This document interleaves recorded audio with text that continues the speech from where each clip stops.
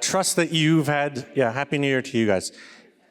I trust that you guys have had a great chance to talk through some of these things, and I just want to call your attention to the sheet that each and every one of you has at your place. If you don't have one, or you've lost it somewhere during the start of today and now, we have some extras lying around. And I want to call your attention to the backside of that document. This is a take-home for you. It's a rendition of something that I learned in one of my classes that a professor was talking about, especially with regards to missional theology. And he said that we all live in a vibrant yet complex world. And it's in this world that God has put us in, and he sent us into this place.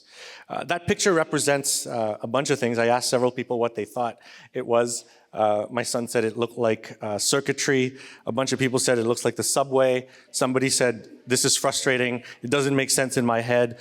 Call it what you will. It's not meant to be a definite picture of everybody's life, but it's an example of the fact that you and I live in a fast-paced, very complex network systems worth of life that we engage in every day. And what I hope you've been hearing tonight is that instead of retreating from that world, God is actually active in that world. And in order for us to be prepared to be good news, as you may have heard throughout the course of this evening and many different weeks before, that requires a certain type of preparation.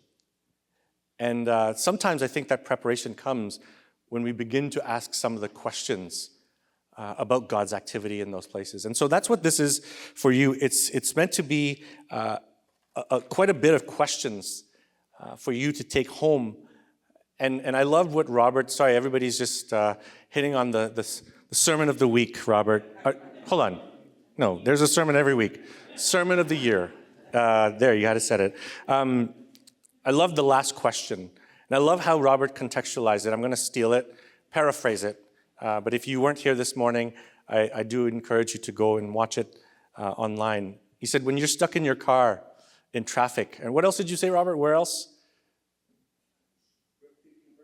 Yeah, when you're eating breakfast, or when you're at your workplace, when you're at school, wherever you are, to sort of ask the question of, God, what is it that you're doing in my heart? And there's a whole list of questions here that we invite you to consider where you are in those places where you engage with the complexities of your world.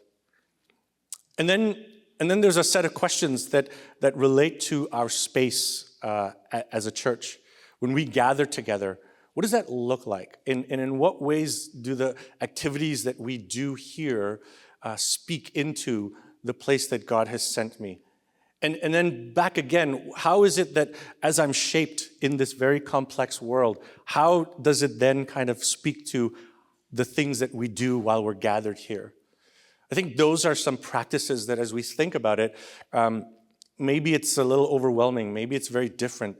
But these are some of the practices that we feel are really, really key as we think about what it means to be people who are being sent by God into a place to bring restoration, hope, and healing into this world that is broken.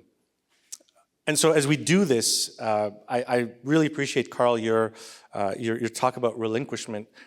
As I was sitting there thinking and listening to you, one of the things that really hones in for me on this, with this activity for you to take home, is that there's a way in which I feel like my faith that I've grown up with is comfortable.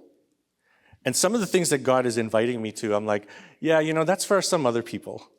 That's for other folks who are much more brave, much more faith-filled, or whatever. And just as Carl was speaking, the thing that God was, kind of indicating to me is that some of those places of comfort I need to relinquish in order to be the person that he's inviting me to be. So I would invite you on that journey as well. Matthew, who's my co-techie back there, one of the comments he just made is he said, I love the fact that you're talking about small steps here. There's a question in here. He says, what small step are you willing to take? And that's precisely it. These are small steps that we are taking to become the people that God desires for us to be in this world that He's beautifully created and still loves and is aiming to restore one day. So I trust that you'll take this home. There's not a lot of room to write on this. And so what I want to encourage you to do is find a journal. We gave you guys journals last time around. I saw some of you lift them up. If you weren't here in our first one, but you do want one, we have maybe a small stack of journals there. I was also going to mention that as you're doing this, we would love to hear some of the things that you hear in your journey as you practice this. So if you registered for this information session, you will be receiving an email, or you would have received an email specific to all the details about InFormation, and you'll be getting a follow-up one with regards to some feedback and just to see what it is that you're hearing.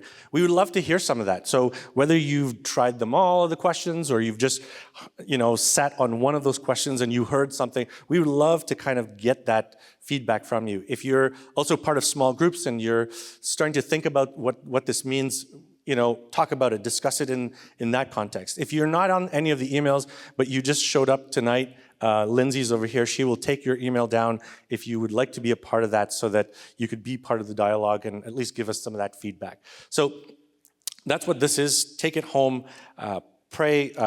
There's a prayer relinquishment there. If you're looking to be guided on that, I find that something like this helps on a daily basis to kind of put our focuses and our sights back onto what it is that God is calling us to, regardless of where we are in our journey. So